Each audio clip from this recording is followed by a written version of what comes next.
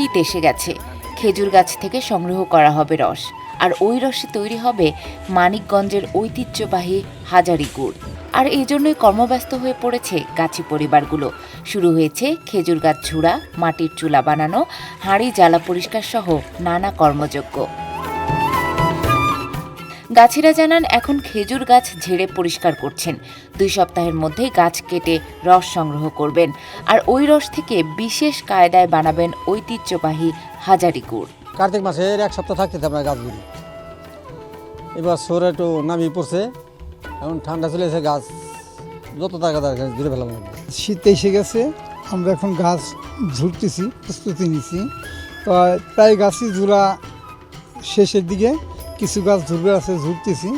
2-1 সপ্তাহ পর ভালো গুড় আসবই আশা করতেছি। রস খালি গাছে উঠবো, গাছ কেটে দিব রস।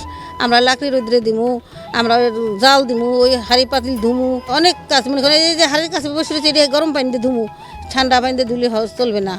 ভালো করে মনে করেন জাবা দিয়ে ধুইলে উপর করা লাগবে, আবার ফের শুকাবে, আবার ফের খাড়া করতে হবে, আবার রোদ শেখায় থাকলে নিয়ে রোদ্রে দিতে হবে। জেলা প্রশাসক জানালেন, প্রায় 150 বছর ধরে হাজারি গুড় জেলার ঐতিহ্য বহন করায় সরকারিভাবে মানিকগঞ্জ জেলাকে হাজারি গুড়ে ব্র্যান্ডিং করা হয়েছে। গুড়ের উৎপাদন বাড়াতে খেজুর গাছ লাগানো, সংরক্ষণ ও গাছিদের সহায়তার কথাও বললেন তিনি। সবচেয়ে বড় কথা হচ্ছে, আমরা এই খেজুরের গুড়েও ভেজাল মেশানোর কিছু অভিযোগ কিন্তু আমরা পাই। তাহলে এটা পুরো মানিকগঞ্জের সুনামের জন্য হুমকি হবে।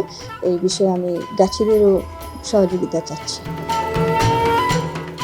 আবহাওয়া ভালো থাকলে এবছর মানিকগঞ্জে খেজুর গুড়ের উৎপাদন বাড়বে বলে আশা করছেন গাছিরা।